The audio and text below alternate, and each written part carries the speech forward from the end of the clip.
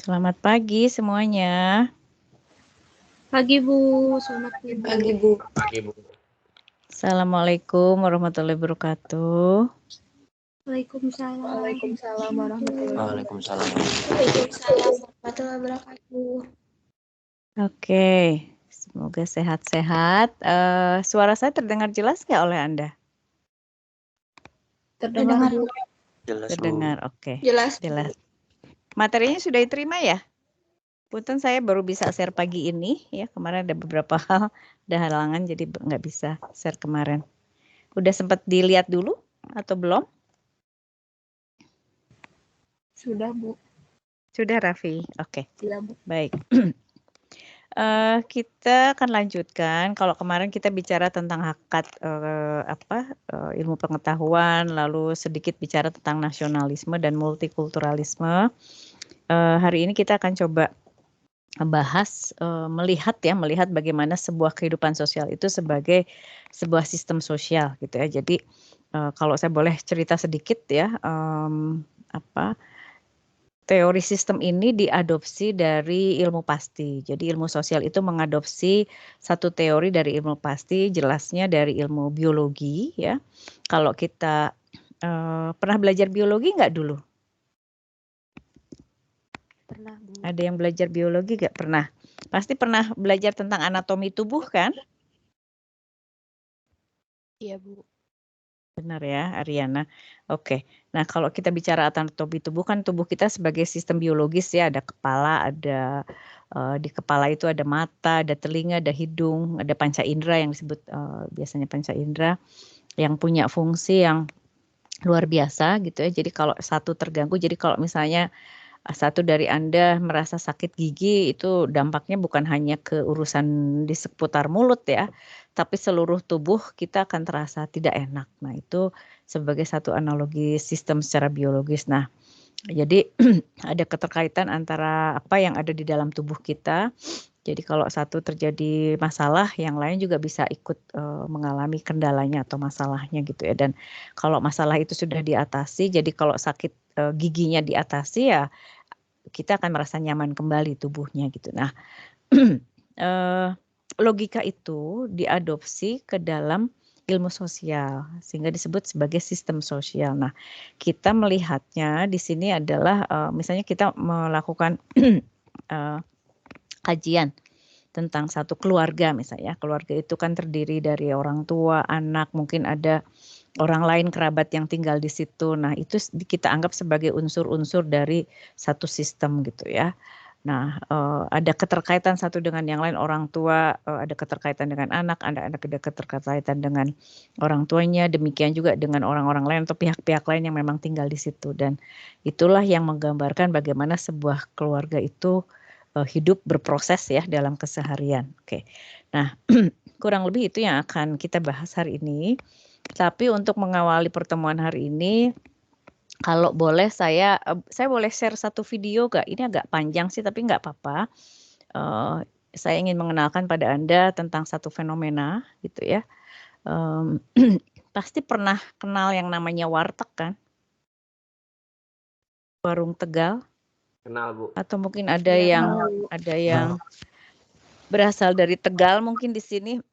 Rasanya di antara kita nggak ada yang kenal istilah itu gitu ya. Apalagi kalau Anda istilahnya berstatus sebagai anak kos ya, itu biasanya sangat akrab dengan yang namanya warung Tegal tadi. Nah, mungkin warung Tegal yang kita kenal itu hanya warung Tegal aja lah, orang jual makanan terus kita bisa dapat makanan murah di situ gitu kan. Seperti itu. Ternyata cerita di balik itu dari aspek sejarah, bagaimana usaha tersebut di-maintain.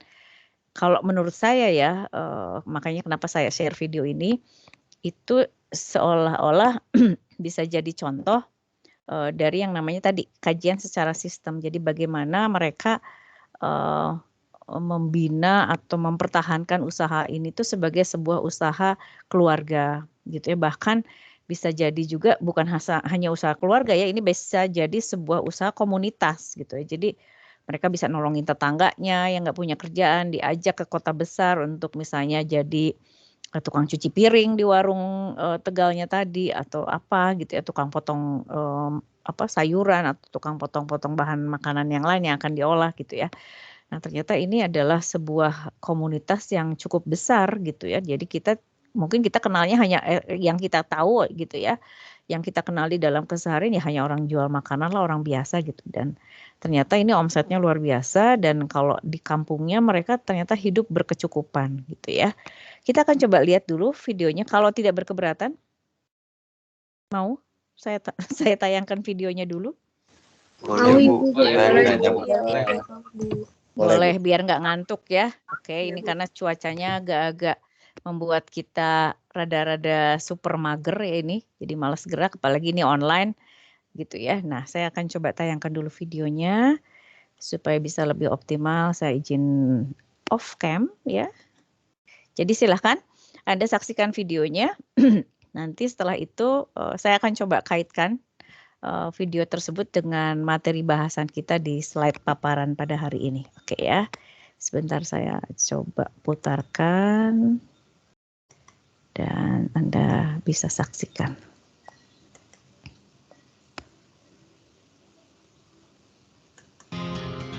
Suaranya bisa kedengeran nggak? Berbekal modal nekat Bu. dan mental tahan banting, perantau Kedengar, asal Bu. Kota Bahari ini Silahkan justru sukses disaksikan. menaklukkan ganasnya ibu kota. Inilah kisah warung nasi sederhana yang membiak dan memberi makan warga Jakarta. Dari Tegal mereka berasal, bersempit-sempit mengumpulkan bekal demi memindahkan mimpi ke kampung halaman. Warung itu lazim dikenal dengan sebutan warteg.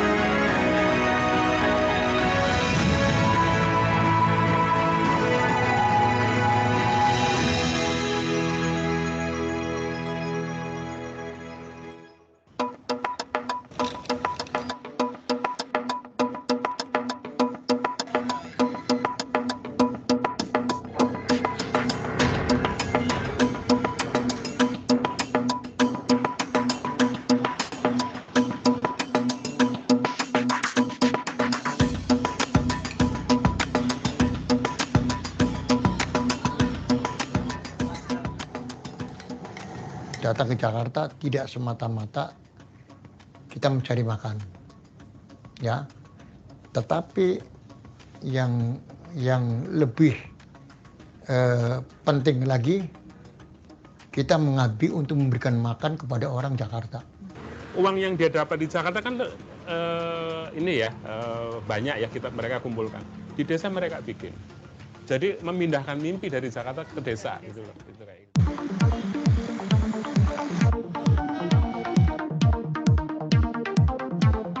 Kota Jakarta sepertinya tak akan pernah menarik tanpa kisah warung Tegal atau biasa disebut warteg.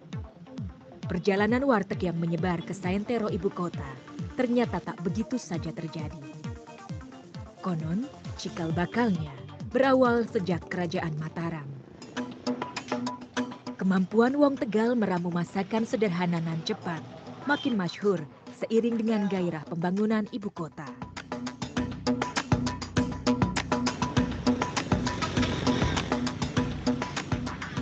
Di awal-awal Orde Baru itu kan banyak pekerja bangunan dari Tegal yang dibutuhkan di Jakarta untuk proyek-proyek pembangunan besar. Nah, ini sebenarnya juga bukan hal yang istimewa. Nah, kebetulan karena orang yang kerja orang Tegal, maka yang punya inisiatif buka warung juga keluarga mereka. Nah, dari situ akhirnya ketika melihat bahwa ini cukup menguntungkan, mereka membuat banyak usaha-usaha yang semacam, bahkan meluas lagi ke perumahan, ke pusat-pusat mungkin keramaian dan sebagainya yang bisa dimanfaatkan untuk berdagang warteg. Di Jakarta, saat ini diperkirakan ada lebih dari 21.000 warteg. Jumlah ini tak ayal menyematkan sebuah penegasan tentang etos kerja wong Tegal yang tidak main-main.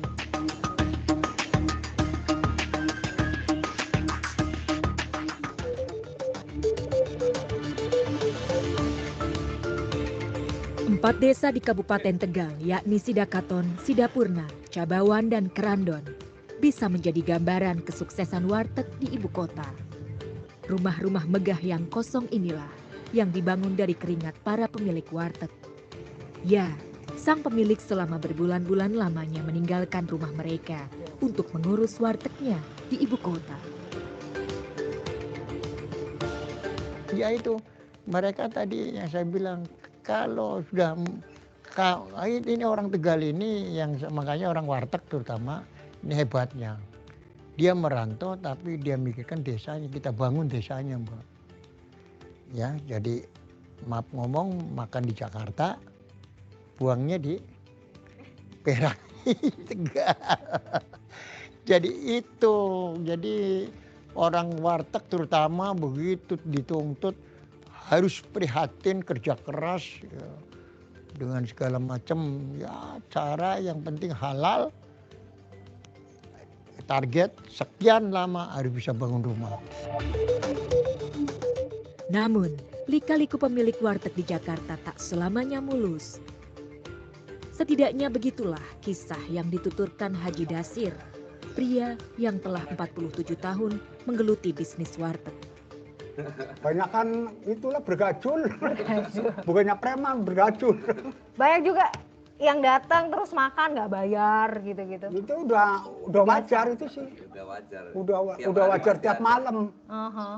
Jadi peribahasa kata, saya peribahasa untung aturan 50, paling-paling untung 10.000, 20.000. Nombok sering nggak?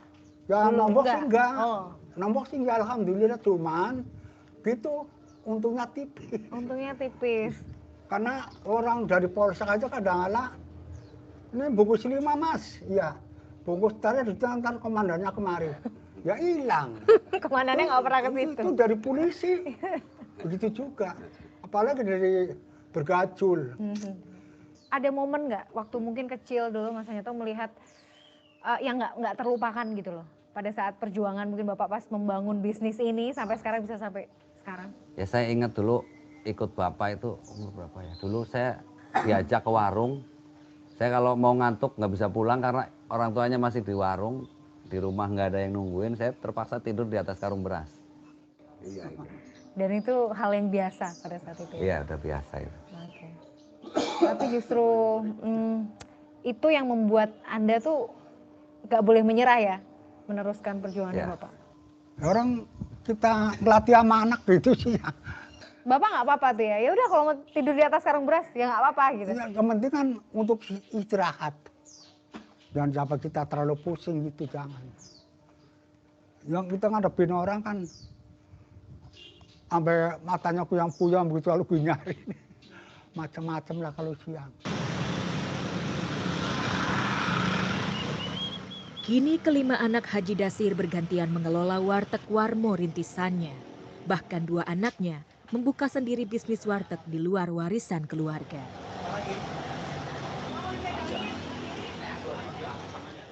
Ya sitinya itu gilir. Jadi waktunya yang pertama, kedua, ketiga. Berapa lama? 4 bulan. 4 bulan. 4 bulan. Nggak ada iri-irian ya Pak? Enggak. Itu sudah kesepakatan Udah. bersama ya? Iya. Jadi nggak ada yang tetap nggak mau, tetap mau. Biarpun saya punya warung, tetap nungguin. Warung sendiri ditunggu sama pembantu. Oke. Iya. Ini sih yang nungguin karutin.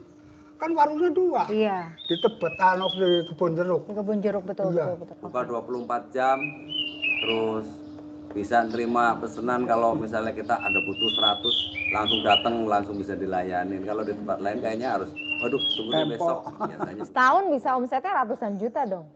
Ya, alhamdulillah. Alhamdulillah.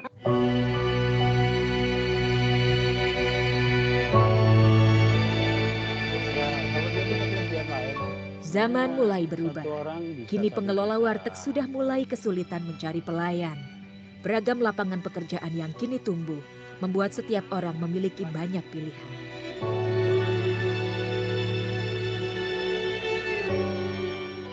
Saya terasa sekali itu kan dari mulai tahun 98 ya, moneter itu saya sangat terasa sekali bagi pengusaha warteg Ya, sehubungan juga dengan adanya TKW ya, tenaga kerja wanita yang ke luar negeri, terus kemudian banyaknya pabrik-pabrik yang ada di jalan-jalan Pantura, khususnya Tegal Brebes, itu justru sangat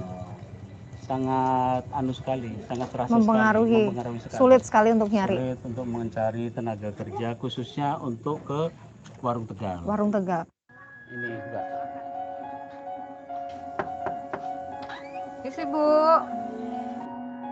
Mau ini biasa cari tenaga kalau mungkin barangkali ada di sini.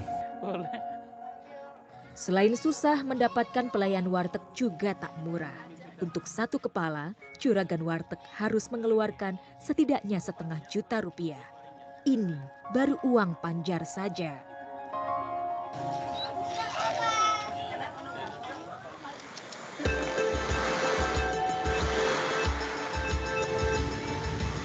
Dihadang banyak persoalan, toh warteg masih bertaji di ibu kota. Warteg tak hanya menjadi identitas lokal Kota Bahari, namun darinya Jakarta dihidupi. Tuh lagi main HP. Ya. Kalau malam gelantungan bajunya kayak pasar malam jadinya. Situ ada, situ ada, situ ada, nyampe situ pokoknya penuh. Beneran semua. Iya. Kalau ini lumayan bersih ya? Kalau ini tuanya bersih kan udah pada diberesin. Kalau lagi semraut malah. Apalagi kalau lagi hujan. Iya.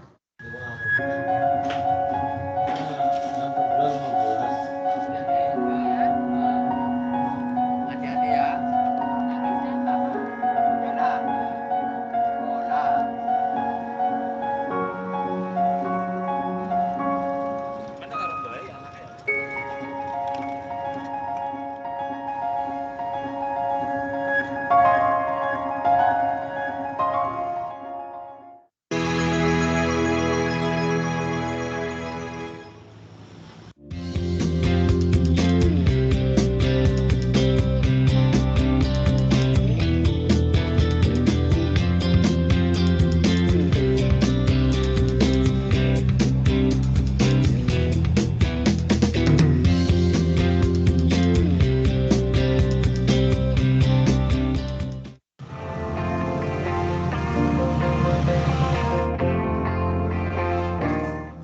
Tahun sudah, Nasori bekerja sebagai pelayan warteg.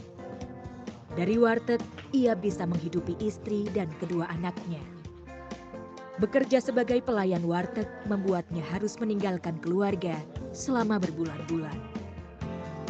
Tahun 97. Ini udah berapa tahun? Ya 20 tahun. 20 tahun. Itu awal mulanya ceritanya gimana kok bisa ikut kerja di warteg?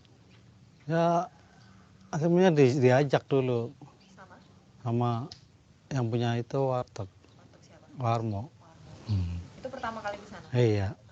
Dulu pertama bekerja digaji berapa, sekarang digaji berapa? Dulu digaji 300. Iya, ribu. Sebulan ya? Sebulan. Nah sekarang? Sekarang 1,5. 1,5. Iya. Pasarannya sekarang 1,5? Iya, umumnya. Nasori menyadari ada banyak pilihan pekerjaan yang bisa ia ambil. Kerja di pabrik atau bahkan menjadi tenaga kerja Indonesia di luar negeri. Namun warteg tetap menjadi pilihannya sejak dulu. Baginya, warteg bukan sekadar tempat mencari kerja. Warteg adalah rumah kedua. Oh, tadi mau ke Jakarta, ya paling 4 bulan lah lamanya gitu. Kerja di mana? Kerja di warteg. Warteg mana deh? Warmo. Warmo apa Cibubur? Karena Cibubur gitu. Nah, saya mau nanya, sistemnya gimana sih Mas? Anda tuh satu warmo terus atau nanti kadang-kadang ada yang ngajak ke warteg lain atau gimana? Ya ada yang ngajak lain, misalnya warmo udah ganti orang, pindah ke warteg lain gitu. Nasori biasa berangkat seorang diri. Namun kali ini ia berangkat bersama sang istri. Demi mimpi dan keluarga, mereka harus bekerja bersama-sama. Rumah. Iya. Emang kalau orang sini tuh gitu ya Mas? Jadi yang punya warteg di Jakarta kerja itu pulang tuh harus bangun rumah. Memang harus gitu atau gimana sih? Ya tergantung, kalau anaknya belum punya rumah nanti bangunin rumah gitu. Hasil dari warung gitu. Jadi meskipun tinggal bersusah-susah gitu. Iya, kadang kalau misalnya udah punya rumah ya beli mobil. di kendaraan. Ya beli tanah buat cucunya. Insya Allah pengen sih, kalau udah punya usaha pengen bikin rumah. Sebesar apa? Sebesar 4 lantai. Tapi Anda punya mimpinya apa nanti? Mimpinya, Iya. ya gitu pengen punya rumah gede gitu. Mobil punya gitu.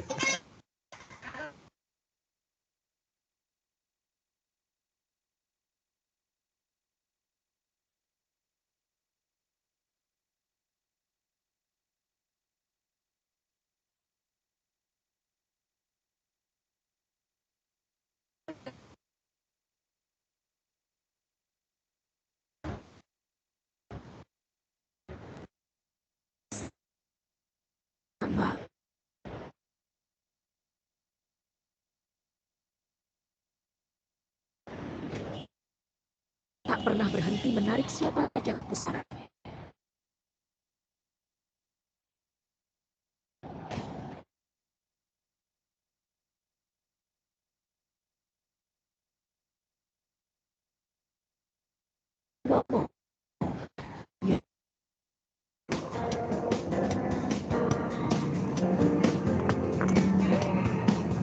Ya, Hairudin adalah anak bungsu Haji Dasir. 6 bulan ini, ia mengurus warteg warisan sang ayah. Warteg memang tak selalu menyajikan tempat yang nyaman, namun disitulah ciri khasnya. Dapur yang bersatu dengan bangku pengunjung, ditambah hawa panas akibat juru masak yang mengolah makanan, tak membuat warteg kehilangan pelanggan. Warteg adalah warung sejuta umat. Warteg menjangkau semua segmen, siapapun orangnya, dari penarik becak hingga pejabat tinggi, tetap bisa makan kenyang di warung nasi ini. Eksistensi warteg tak bisa dilepaskan dari kekuatan komunal. Kebersamaan serta etos kerja pemilik dan pelayan warteg membuat mereka terikat oleh rasa senasib sepenanggungan. Assalamualaikum. Waalaikumsalam. Mas Udin, sehat Halo. Mas? Alhamdulillah baik.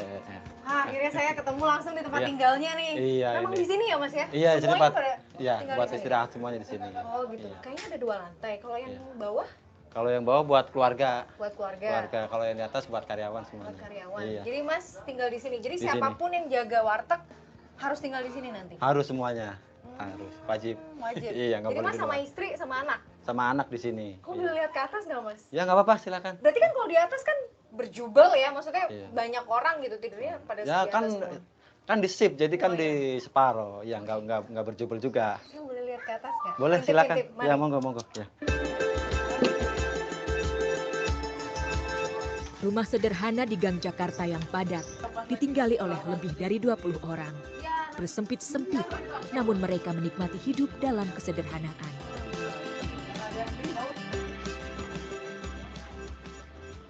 Oh di sini.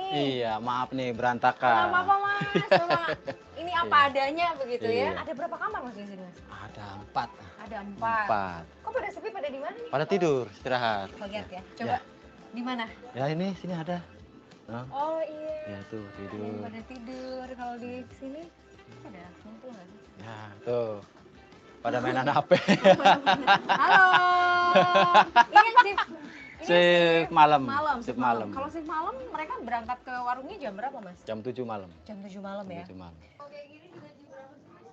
Kalau sudah kumpul seperti ini, sebutan bos maupun pelayan seolah tak lagi berarti. Keberadaan warteg telah memangkas semua sekat itu. Pemilik atau pelayan sama saja, sama-sama mengadu nasib di Jakarta.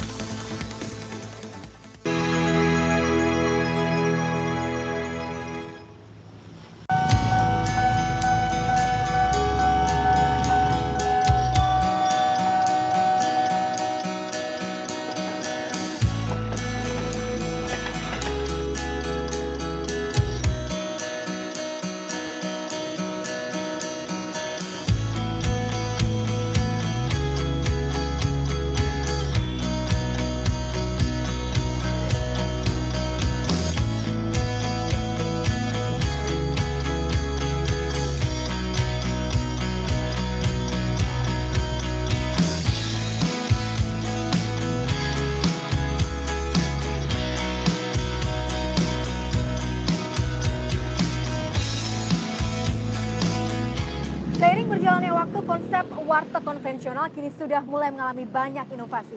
Banyak di antara mereka yang membuka warteg namun dengan gaya yang lebih modern.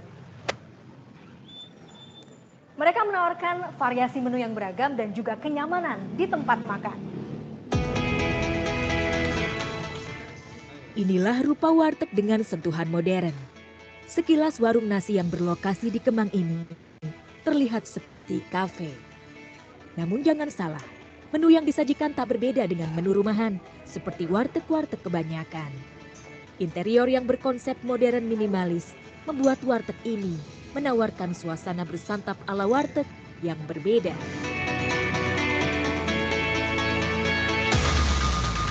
Jadi apa bedanya sih di warteg ini dengan warteg-warteg konvensional yang lain? Warteg di sini kita menyajikan dengan menu makanan tanpa MSG. Oke. Jadi semua bahan yang kita gunakan tuh fresh. Jadi hari itu belanja, hari itu digunakan dan sebisa mungkin sisanya sedikit banget atau kalau nggak ada. Oke, ini aja kita juga lihat udah mau habis ya Mbak ya, bahkan ada sebagian besar udah pada habis gitu. Iya, jadi memang kita menyajikan memang menu pagi itu memang untuk sarapan dan lanjut untuk makan siang. Jadi mungkin kalau sarapan ada 5 sampai 6 variasi menu. Terus ketika udah sampai siang nih menjelang makan siang, menunya tuh variasi antara 7 sampai 13 menu. Oke. Apa yang berbeda? Artinya menu-menu apa yang mungkin kita hanya bisa jumpai di sini tapi nggak di warteg-warteg konvensional yang lain? Iya, di warteg sih kita selalu ada kata-kata ini loh, selalu ada yang baru. Jadi di Oktober ini kita ada nasi bakar ikan cakalang. Oke. Terus kita ada cakalang balado. Itu cakalang asap. Oh, cakalang kita datangkan langsung dari Manado langsung. Wow. Jadi memang khusus untuk di bulan Oktober ini. Selain itu ada menu-menu kayak nasi bakar. Terus kita juga ada soto ayam. Terus kita juga ada sop iga. Konsep warteg dengan makanan sehat membuat pengelola rumah makan di warteg harus menjaga kualitas bahan serta cara mengolah makanan mereka.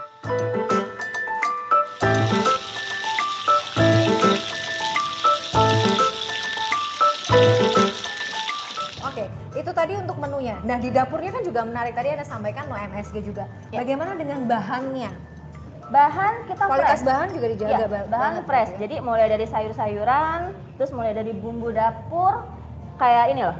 Kita ngomongin ketumbar. Kita nggak pakai ketumbar bubuk, Mbak. Kita ketumbar kita giling. Terus, sendiri? Iya. Terus kayak misalnya ada bawang putih, bawang merah, cabai, itu kita blender sendiri.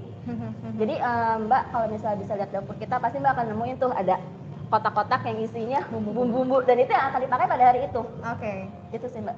Oke, jadi nanti hari yang lain blender lagi. Jadi bumbu selalu baru kalau bisa ya. Betul. Kebersihan juga pasti menjadi fokus utama ya Mbak ya? Iya, karena kan concern kita kan kebersihan, kesehatan. Karena kalau misalnya kita mau makan, biasanya kita kalau makan pasti kita cari adalah tempat udah nyaman, lihat lingkungannya bersih. Mestinya sih makanannya pun mengikuti prosesnya. Meski buka dari pagi hingga pukul 5 sore, di warteg nyatanya cukup sukses menarik banyak pelanggan. Dalam sehari, setidaknya 150 hingga 200 pengunjung mampir ke warung ini.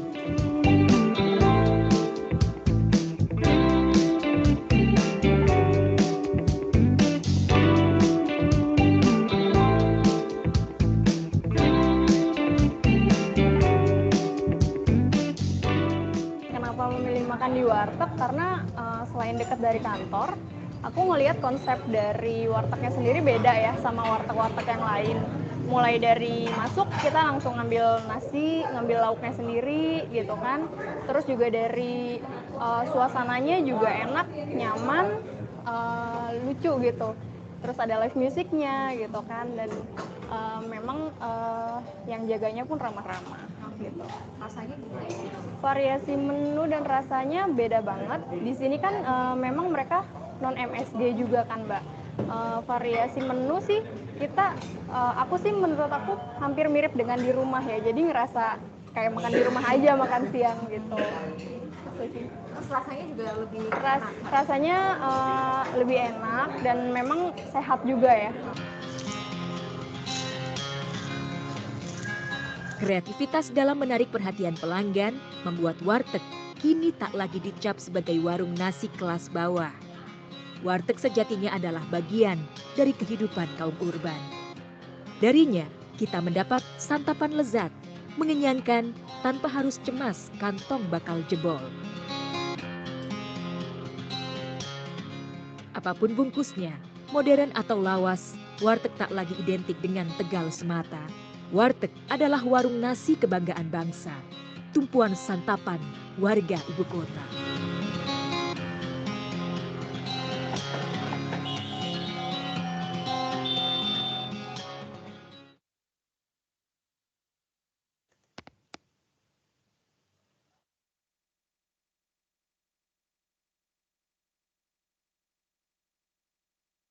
Baik. Apa yang tadi bisa dilihat dari tayangan video? Apa yang menarik sebelum kita masuk ke slide paparan hari ini?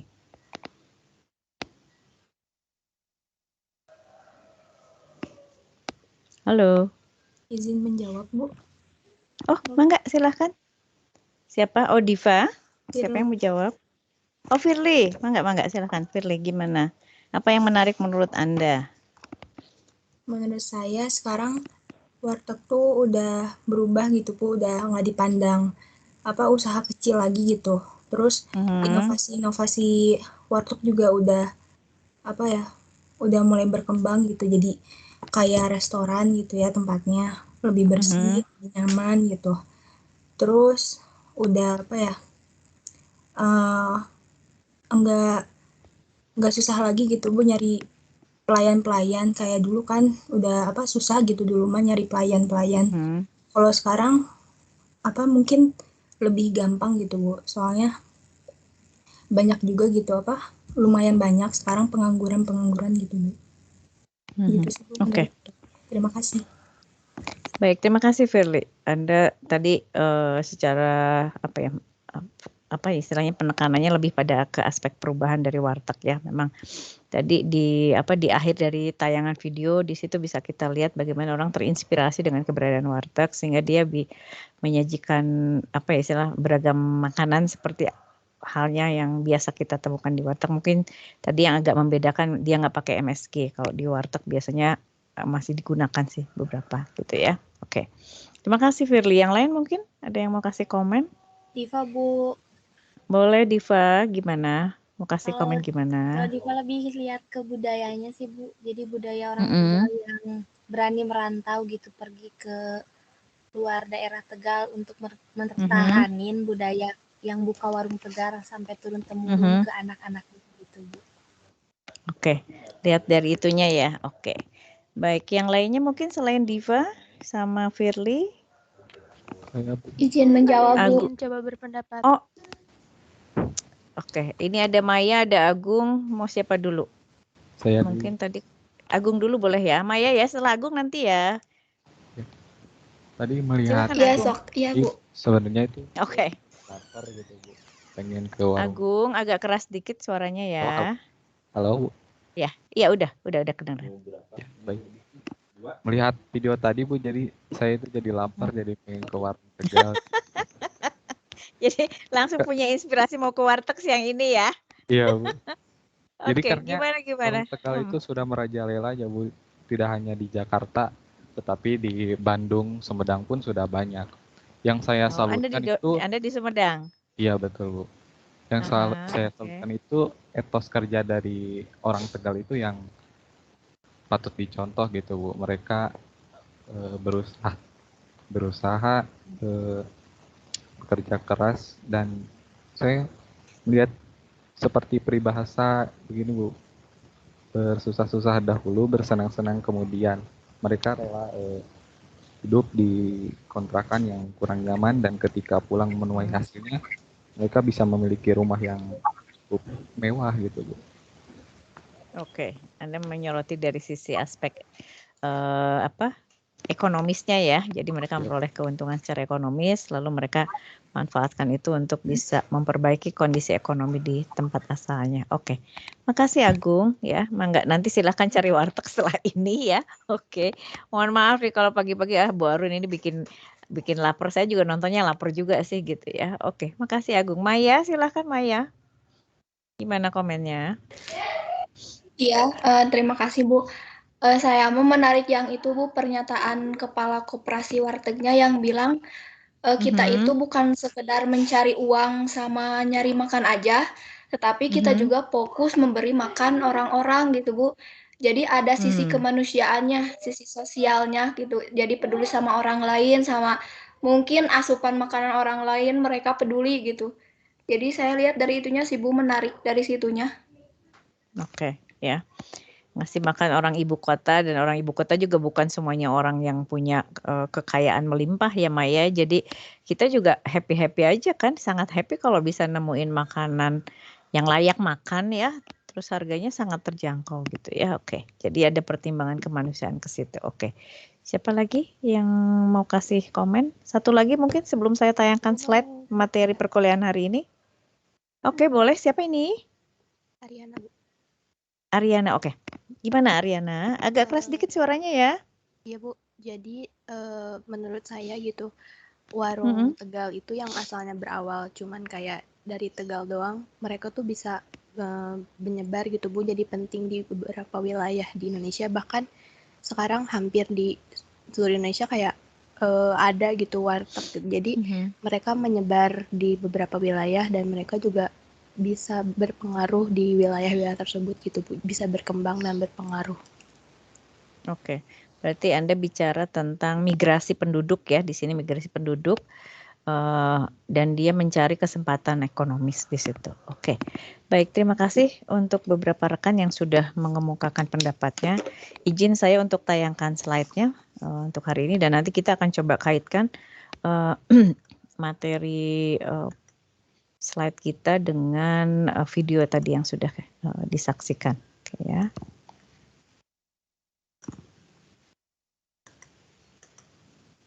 Baik, sudah bisa dilihat tampilan slide-nya? Sudah Bu, sudah Ibu. Sudah, oke. Baik, kita akan coba lihat kehidupan sosial apa yang kita alami dalam keseharian, apa yang kita rutin lakukan gitu ya, dan kita akan coba lihat itu atau analisa itu dengan menggunakan teori sistem. Nah, sistem sosial tadi mungkin sudah saya berikan prolog di awal ya. Sistem sosial bisa diartikan sebagai keseluruhan dari unsur-unsur sosial yang tadi ada keterkaitannya, berhubungan satu sama lain, dan juga itu merupakan satu kesatuan ya, saling mempengaruhi. Nah, dengan tayangan warteg tadi kita bisa lihat ya, kayak misalnya tadi Haji Warmo yang sudah sepuh, dia udah nggak di Jakarta lagi, dia sudah kembali ke daerah asalnya di Tegal ya. Dia punya 3 anak, dan 3 anak inilah yang mewarisi usahanya Pak Haji Warmo ini. Nah, ketiga anak ini istilahnya punya jadwal untuk mengelola warteg tersebut, dibagi menjadi per 4 bulan, karena 3 orang 12 bulan ya dibagi rata gitu ya. Dan tadi dikaitkan dengan warteg Warmo, di sini ada tempat tinggal ya yang disediakan di Jakarta, dan di situ juga yang tinggal tidak hanya anaknya yang istilahnya memimpin proses usaha selama mungkin masing-masing 4 bulan tadi, tapi juga ada pegawainya, ada pelayan, ada tukang masak, ada tukang cuci piring di situ ya. Dan 3-nya juga satu rumah, cuma mungkin beda lantai saja gitu ya.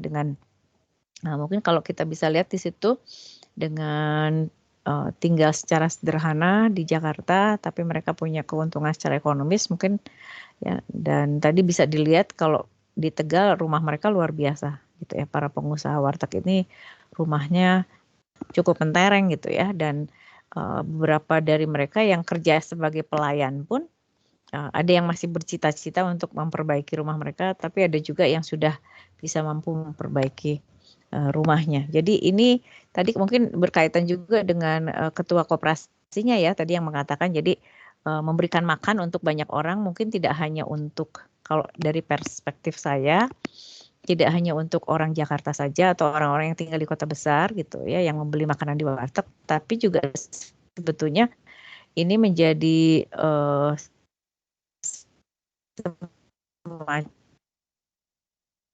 sampai orang-orang disebut mereka gitu ya. Tadi misalnya ada yang dikatakan satu orang pelayan di tempat wartegnya Pak Haji Warmo, dia lebih memilih kerja di warteg daripada misalnya menjadi TKI gitu ya, ke luar negeri seperti itu.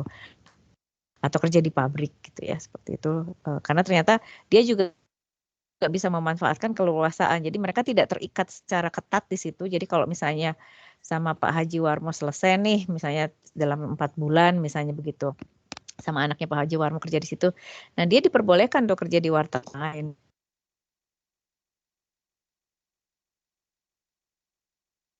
Tolong menolongnya tidak hanya dengan untuk tadi menyediakan makanan pada orang yang membutuhkan makan siang gitu ya, atau makan malam.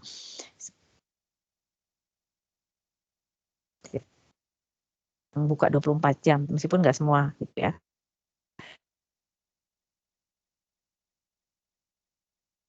Tapi biasanya mereka sampai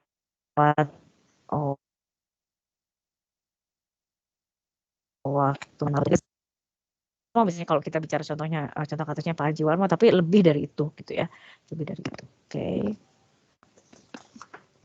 Nah, kita bisa lihat di sini karakteristik kehidupan sosial kolektif ya. Jadi biasanya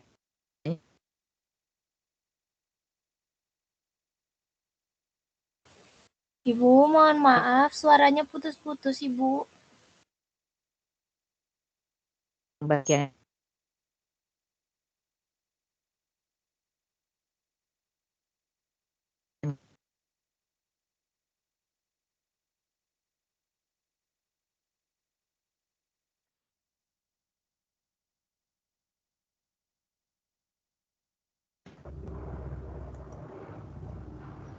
Suaranya bisa terdengar nggak? Atau menghilang? Terdengar, Ibu. Tadi Ada, Bu, menghilang, tapi Ibu, barusan putus-putus. Oke. Sekarang kedengaran lagi? Terdengar, Bu, jelas. Oke, baik. Ini mungkin karena cuacanya nggak gitu bagus ya, jadi linknya juga nggak terlampau optimal. Oke, kita teruskan lagi. Saya lanjutkan lagi. Tadi sampai yang sini ya? Iya, Bu. Baik, saya lanjutkan ya. Nah, tadi ada pembagian kerja yang relatif permanen. Jadi kita bisa lihat kan tadi kalau di warteg itu, mungkin kalau sepintas kita nggak lihat ya karena kita butuhnya makan, selesai makan selesai udah pergi gitu ya. Tapi tadi kita bisa lihat ditampilkan dari tampilan atas di situ ada yang melayani, biasanya anaknya yang melayani, dan yang pegang uang biasanya anak dari Pak Haji Warmo ya, tadi misalnya anak dari pemiliknya. Terus atau pemiliknya langsung gitu ya. Lalu ada yang melayani istilahnya si anak itu juga selain pegang istilahnya keuangan juga dia bisa melayani juga gitu ya. Karena biasanya juga yang makan di situ nggak sedikit gitu. Tadi kita bisa lihat ya satu warteg yang cukup besar gitu ya, dan yang makan banyak gitu, apalagi kalau pada saat jam makan gitu ya. Dan orang kebutuhannya kan macam-macam, ada yang mau dibungkus, ada yang mau makan di situ, ada yang pengen dengan lauk apa gitu ya, sehingga ya satu orang dihandle oleh satu orang, sehingga pelayan dibutuhkan di situ. Lalu kalau kita tarik ke belakang, kita bisa lihat ada wajan di situ gitu ya, orang bikin tadi rempeyek udang misalnya begitu, bikin rempeyek yang lain gitu ya. Jadi ada tukang masak, lalu kalau ditarik lagi ke belakang ada tukang cuci piring, mungkin ada yang menyiapkan minum dan sebagainya. Jadi pembagian kerjanya sudah relatif jelas gitu ya. Jadi si A mengerjakan apa, si B mengerjakan apa gitu ya. Jadi ya minimal kalau wartegnya nggak sebesar yang tadi, mungkin sekitar tidak bisa hanya dikelola oleh satu orang, minimal 2 orang, 2 atau 3 orang gitu. Jadi ini menunjukkan ada pembagian kerja yang relatif permanen di antara orang-orang yang ada di situ, dan ini sesuai dengan analogi yang ada di sini gitu ya. Lalu yang kedua adalah ada rasa saling ketergantungan antara anggota kelompok, jelas gitu ya. Di sini istilahnya keterikatan secara istilahnya kekerabatan ya, dalam artian mereka dekat tidak hanya berarti kerabat dalam artian kerabat betul ya, punya hubungan darah, tapi juga kerabat dalam artian tanda kutip mereka berasal dari tempat yang sama gitu ya, dari tempat asal yang sama, sehingga ya mereka seperti saudara gitu ya setelah mengembara, sama-sama mengembara. Jadi hal seperti itu gitu ya yang berkaitan dengan karakteristik yang kedua.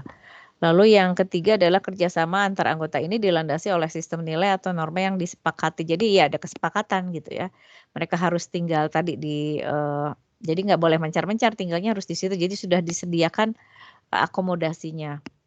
Meskipun akomodasinya relatif sederhana, tapi sebenarnya dengan mereka tinggal bersempit-sempit di situ, dia bisa nabung lumayan banyak gitu ya untuk dibawa pulang ke daerah asalnya. Jadi esensinya seperti itu gitu. Jadi di sini juga kita bisa lihat bagaimana mekanisme efisiensi pengeluaran ya dari pendapatan di situ itu betul diterapkan juga gitu ya. Jadi konsepnya sangat sederhana, tapi sebenarnya kalau kita analisis lebih lanjut ini luar biasa gitu ya. Lalu karakteristik yang 4, ada pola komunikasi yang baik, jelas di sini ya, karena kalau ada komunikasi yang baik ya nanti pelayannya bisa lari ke warteg yang lain gitu kan. Tadi juga dicontohkan atau dikemukakan kalau cari pelayan juga nggak mudah gitu ya, karena mungkin ada juga yang tertarik untuk jadi buruh pabrik atau jadi TKI misalnya daripada jadi pelayan di warteg gitu. Jadi orang punya preferensi atau kecenderungan mau pilih yang mana gitu ya, sehingga ini menjadi istilahnya menjadi tantangan untuk pemilik juragan warteg tadi dikatakan untuk cari tenaga pelayan, dan untuk menebus mereka juga biayanya relatif tidak terlampau murah juga ya, untuk menebus 500, dan tadi si Masnya mengatakan ya gaji dia sudah 1, sekian dengan masa kerja yang sudah cukup lama gitu ya. Jadi kalau dengan mungkin biaya hidup di Tegal ya penghasilan sebesar itu di Jakarta ya cukup sangat mumpuni gitu ya. Makanya mereka punya kemampuan untuk memperbaiki tempat tinggal mereka ya. Lalu yang kelima adalah ada keragaman kemampuan dan keahlian yang dimiliki masing-masing anggota. Tadi mungkin sudah saya jelaskan ya. Jadi sudah ada pembagian masing-masing, karena untuk jadi tukang masak nggak asal bisa masak gitu ya. Jadi itu juga mungkin dilatih gitu ya, dilatih bisa jadi mungkin ada mekanisme pengkaderan, ada kaderisasinya gitu. Jadi siapa nanti yang akan melanjutkan, karena bisa jadi mungkin usianya sudah tua, dia harus berhenti, misalnya pensiun dan sebagainya, sehingga harus ada yang menggantikan supaya nanti juga rasa dari makanan yang dia buat juga tidak berbeda dengan yang biasa dilakukan oleh pendahulunya seperti itu. Lalu yang keenam, ada solidaritas in group dan sistem pengendalian sosial gitu ya. Jadi di situ juga ada tadi saling pemahaman, memahami satu sama lain gitu ya. Tapi di situ juga ada aturan main dan sebagainya. Nah, kurang lebih itu yang menjadi karakteristik kehidupan sosial kolektif. Dan tadi kenapa saya tayangkan video tadi, bagi saya itu cukup bisa menjelaskan seperti apa sih polanya gitu ya. Jadi kita nggak usah berpikir masyarakat yang jelimet gitu ya. Kalau dicontohkan seperti bentuk negara atau pemerintahan daerah mungkin agak jelimet, saya kasih contohnya yang simple aja lah gitu ya, seperti itu. Oke. Bisa difahami dulu sampai di sini mungkin? Kalau ada yang mau ditanyakan?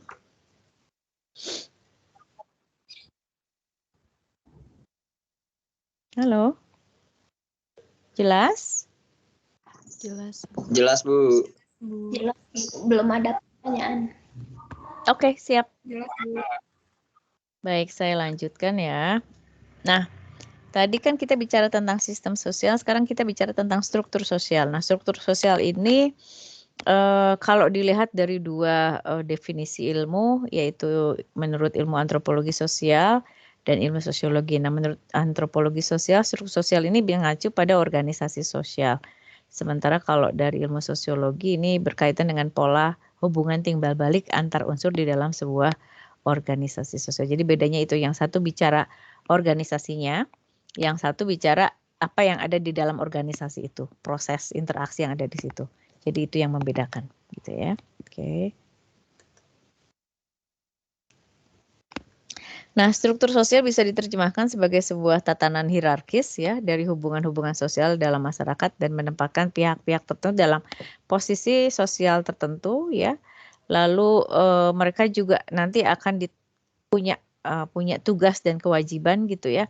Ada sistem nilai dan norma juga yang mengatur hubungan atau istilahnya komunikasi di antara mereka. Nah, kalau tadi kita bisa lihat struktur sosial, jadi ada yang punya usaha wartegnya, ada yang kerja sama pengusaha warteg gitu ya. Jadi tadi kita coba lihat pelayan aja deh misalnya gitu. Jadi anaknya Pak Haji Warmo sama tadi pelayan gitu ya. Nah, ini kan hierarkis hubungannya. Yang satu pemilik usaha, yang satu adalah pekerja di situ gitu ya. Nah, tapi tadi dijelaskan mereka ya hubungannya seperti keluarga biasa saja, tidak ada hubungan formalitas kalau kita mungkin melihatnya di organisasi formal seperti di kantor gitu atau organisasi sosial yang lain. Tapi di situ hubungannya bersifat cair gitu ya. Jadi tidak ada yang saya bos atau bagaimana. Jadi mereka tinggal bersama di rumah yang sama gitu ya. Hanya yang membedakan mungkin lantainya seperti itu. Tapi dalam keseharian ya mereka tahulah posisi sosial mereka seperti apa, tugas dan kewajiban apa ya. Kalau tukang masak ya kerjanya masak, kalau tukang cuci piring ya kerjanya cuci piring gitu ya. Nah, bagaimana bisa mereka bisa optimal kerja di kotak mereka masing-masing gitu yang berbeda tadi gitu ya. Oke. Itu kurang lebih yang dimaksud dengan struktur sosial. Yang berikutnya unsur sosial pokok. Nah, di sini Priyono Sukanto mengatakan di dalam sebuah kelompok sosial itu kita akan temukan beberapa unsur gitu. Nah, ini yang sifatnya pasti kita akan senantiasa temukan di dalam kelompok atau organisasi sosial. Yang pertama adalah ada interaksi. Itu ya, ada interaksi karena nggak mungkin anggota antar anggota satu kelompok tidak berhubungan satu dengan yang lain gitu ya. Lalu yang berikutnya ada kelompoknya, ada wadahnya gitu ya. Tadi wadahnya berupa warteg kalau yang tadi seperti itu. Kalau yang ketiga adalah kebudayaan. Jadi ada tata nilainya, ada normanya gitu ya, berkaitan dengan tadi mungkin norma mendasar yang diterangkan oleh kepala koperasi itu adalah bagaimana mereka bisa punya manfaat untuk banyak orang gitu ya. Jadi banyak orang di sini adalah sebagai penyedia makanan tadi yang pertama, yang kedua kalau dari perspektif saya adalah penyedia lapangan pekerjaan gitu ya, seperti itu. Nah, jadi berkaitan dengan kebudayaan dan nilai tadi gitu ya. Dan nilai ini ya berkaitan dengan nilai dengan mungkin ada aspek ekonominya juga seperti itu. Lalu yang keempat adalah lembaga-lembaga sosial gitu ya. Jadi ini bisa berkaitan dengan lembaga yang bisa lebih luas lagi gitu ya. Kayak misalnya tadi bagaimana kehidupan di desa bisa terangkat gitu ya dari status ekonomi, kehidupan mereka juga udah relatif sejahtera. Berarti kan ini bicara juga bagaimana mereka bisa meningkatkan kesejahteraan masyarakat tidak istilahnya di satu lokasi tertentu, tapi tadi disebutkan ada sekitar 4 desa yang memang sebagian besar penduduknya berusaha di bidang warung Tegal tadi gitu ya. Lalu ada stratifikasi tadi hubungan hierarkis ya antara pemilik dengan pekerja. Lalu ada kekuasaan dan wewenang tentu di sini gitu ya, kita bisa kaitkan itu karena mau tidak mau yang menjadi penguasa ya dalam tanda kutip adalah si pemiliknya tadi. Dia punya kewenangan lebih leluasa gitu ya. Tapi di sisi lain juga pihak yang bekerja di situ juga diberikan hak dan diberikan haknya gitu ya, seperti itu. Meskipun dia tentu saja punya kewajiban yang harus dilakukan. Oke. Kami sampai di sini. Saya coba lanjutkan lagi.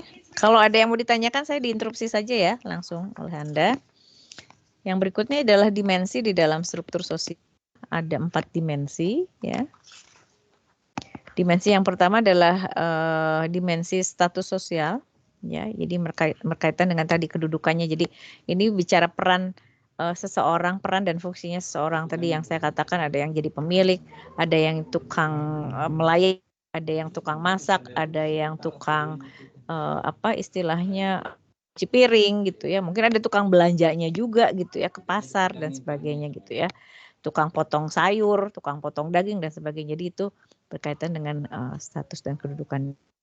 Lalu dimensi yang kedua adalah berkaitan dengan lembaga-lembaga sosial di sini gitu ya. Berkaitan dengan jadi ini merupakan sebuah bergerak di dua lokasi yang berbeda ya. Jadi daerah asalnya Tegal, lalu daerah tujuannya bisa ke Bandung, bisa ke Jakarta, bisa kemana saja gitu ya. Nah ini tentu saja bicara pergerakan penduduk dari satu tempat ke tempat lain gitu. Jadi pasti ada lembaga-lembaga tertentu juga yang istilahnya berkaitan dengan ini gitu ya. Lalu yang ketiga dimensi derajat konformitas, jadi kenyamanan bagi atau sejauh mana kita bisa berkompromi gitu ya. Kita merasa nyaman lalu Biasanya kalau bicara nyaman kita bicara tadi bisa menegosiasikan nggak posisi kita dengan itu. Jadi kalau kita bicara keberadaan di dalam sebuah kelompok kan belum tentu kita bisa masuk ke semua kelompok gitu ya. Bisa jadi mungkin kita akan menjadi anggota yang nyaman di satu kelompok tertentu atau beberapa kelompok tertentu karena misalnya kita bisa punya hubungan erat dengan anggota yang lain, lalu pola interaksi, nilai dan norma yang ada di situ juga tidak membuat kita menjadi tidak nyaman, misalnya seperti itu ya. Nah, ini yang dimaksud dengan dimensi ketiga. Lalu dimensi yang keempat ini kelompok-kelompok sosial. Jadi di dalam satu kelompok besar ya bisa jadi ada kelompok-kelompok kecil yang terlibat di situ yang disebut sebagai tadi unsur dari sebuah sistem. Jadi subsistem istilahnya seperti itu, dan di antara subsistem tadi ada keterkaitan antara satu dengan yang lainnya gitu ya. Oke, tadi ada unsur, dimensi ya. Oke. Selanjutnya bagaimana kehidupan sosial itu bisa dilihat sebagai sebuah sistem. Nah, tadi sudah dijelaskan, nanti ada tampilan visualnya ya. Jadi ada unsur-unsurnya. Nah, nanti di dalam unsur itu ada sub-unsurnya, jadi bisa lebih kecil lagi. Kalau di dalam ilmu biologi atau ilmu kimia ada disebutkan dengan atom, itu adalah unsur yang partikel yang paling kecil. Nah, seperti itu gitu ya. Kalau di dalam kelompok sosial ya unsur terkecilnya ya satu orang manusia gitu ya. Seperti itu sub-unsur paling kecilnya seperti itu, karena nggak mungkin lagi diperkecil lagi dari itu ya. Dan di sini punya keterkaitan satu sama lain antara sub-sub tadi ya, kita bisa mempengaruhi sub-unsur yang lain, sub-unsur yang lain juga bisa mempengaruhi kita seperti itu, dan kehidupan sosial itu terjadi. Jadi kalau kita mau lihat seperti apa sih contohnya sistem sosial ya tadi, salah satunya adalah dalam sekelompok orang mempertahankan usaha yang namanya warteg tadi gitu ya. Nah, selanjutnya karakteristik sistem sosial itu bisa kita lihat dari 3 hal. Dari lingkup, ruang lingkup itu bisa makro, bisa mikro. Tadi bisa sistemnya besar, bisa sistemnya kecil. Jadi kalau kita tadi misalnya bicara koperasi warteg, nah koperasi beratnya makro ya, jadi semua pengusaha warteg ya pasti tergabung di situ gitu ya. Dan mereka bisa mengidentifikasi apa aja sih dari desa mana aja gitu yang menjadi pengusaha warteg di Jakarta lah misalnya gitu. Karena bisa jadi mungkin koperasi ya mungkin per kota ya, karena kalau koperasi se-Indonesia agak ribet juga. Jadi kalau yang tadi kan di Jakarta. Nah, bisa jadi kalau kita ambil penelitian di Bandung mungkin ada koperasi lain dan yang jadi pengurus mungkin itu gitu, tapi orang lain gitu ya. Nah, mikronya tadi mungkin di dalam apa istilahnya mekanisme dalam satu wartegnya gitu lebih kecil gitu ya, seperti itu. Oke, lalu yang ketiga adalah perubahan yang terjadi gitu ya, perubahan yang terjadi. Nah, nanti tadi yang dikatakan adalah sulitnya mencari pelayan saat ini, dan kalaupun misalnya mereka mau merekrut juga alokasi biaya yang disediakan juga nggak sedikit gitu ya. Ini menjadi sebuah fenomena perubahan. Persaingan juga semakin banyak gitu ya, apalagi sekarang tadi yang dicontohkan di bagian akhir dari video, banyak orang juga terinspirasi untuk membuat kemasan warteg ini menjadi lebih berkelas gitu ya, sehingga orang merasa nyaman seperti itu. Nah, ini juga menjadi sebuah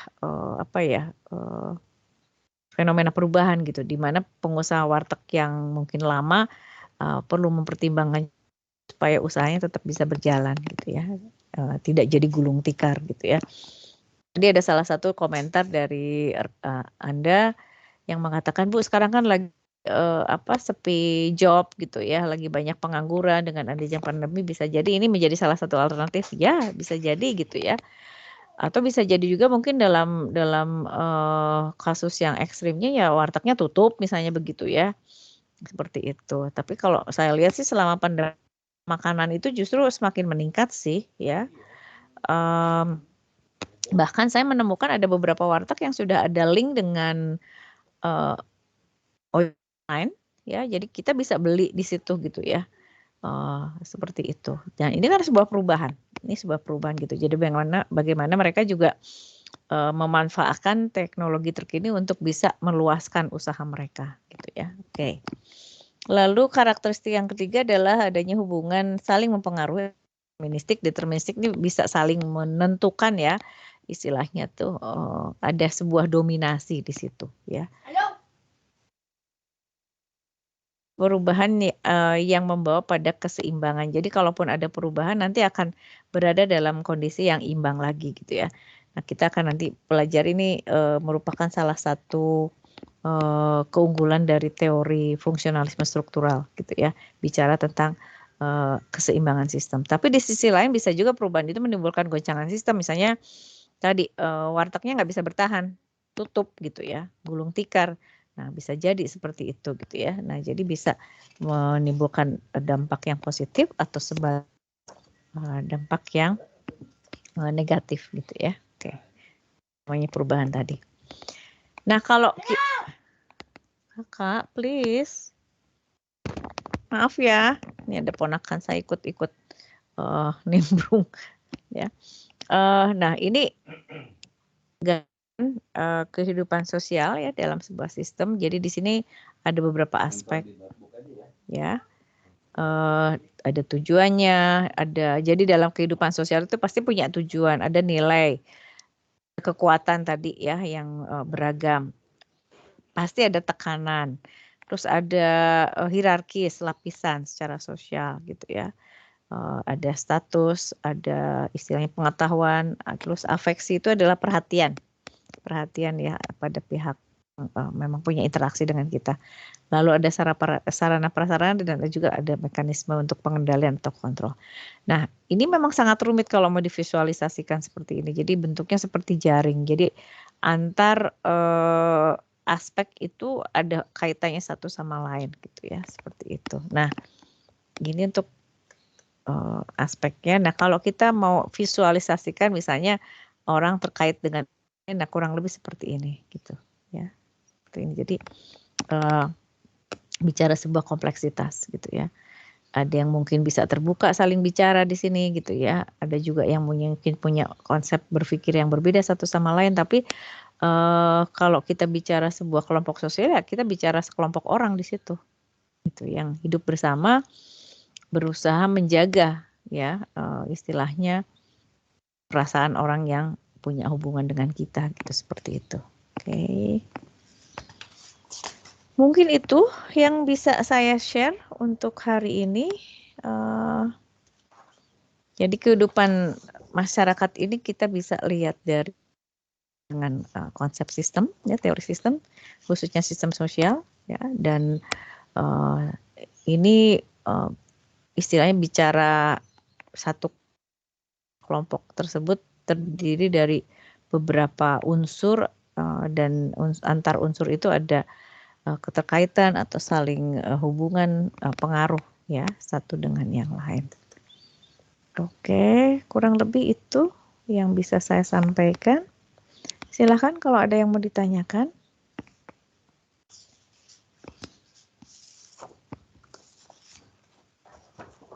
Bisa difahami nggak apa yang sudah kita bahas hari ini? Mudah-mudahan tayangan video tadi bisa apa ya istilahnya membantu pemahaman Anda atas slide yang saya paparkan pada pagi ini. Silahkan kalau ada yang mau ditanyakan.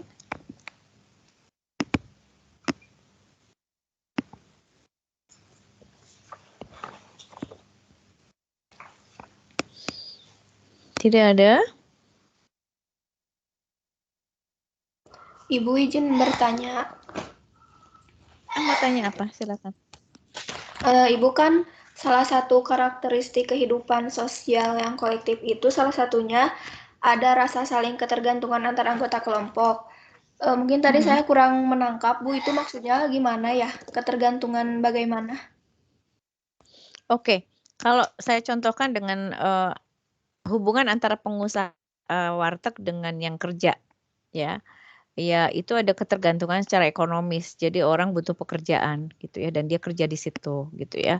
Nah, dengan kerja di warteg jadi dapat imbalan dari pengusaha warteg gitu. Dengan dapat imbalan tadi misalnya contohkan ada satu pelayan ya, dia ya bisa menghidupi keluarganya. Terus akhirnya dia memutuskan untuk bawa istrinya tadi kalau Anda menyimak mungkin di tayangan video yang agak di tengah-tengah gitu ya.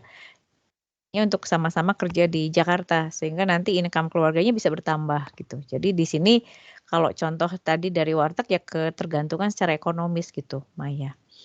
Nah, ketergantungan yang lain juga bisa juga istilahnya dalam ketergantungan sosial juga sih di sini gitu ya, dalam artian karena sesama orang Tegal gitu ya sehingga mereka bisa apa ya menjadi prioritas lah untuk pengusaha warteg untuk dikasih pertolongan gitu. Seperti itu. Mungkin itu, Maya. Halo? Bisa kedengaran? Iya, Ibu. Ya, Bu. Terima kasih, Bu. Sama-sama, Maya. Yang lainnya silahkan selain Maya.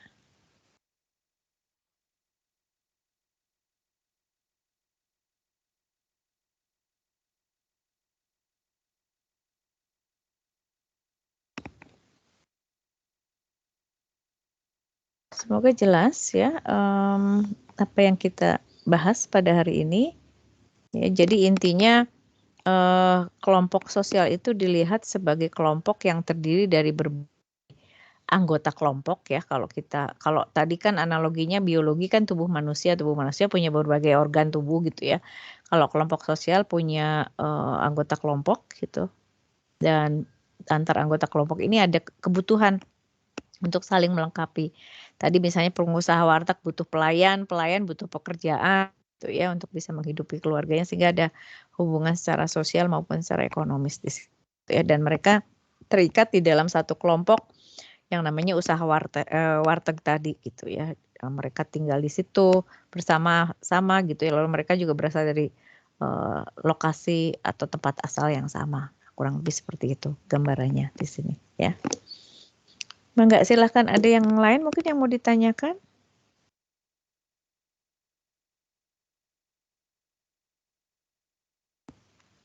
Oh, ada pertanyaan lebih lanjut. Saya rasa itu yang bisa saya sampaikan pada Anda dan kita bisa diskusikan pada pagi hari ini ya.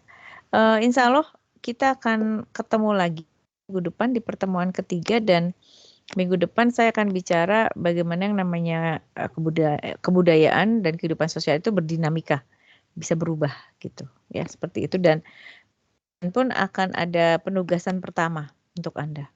Gitu ya, saya akan share tentang itu. Oke.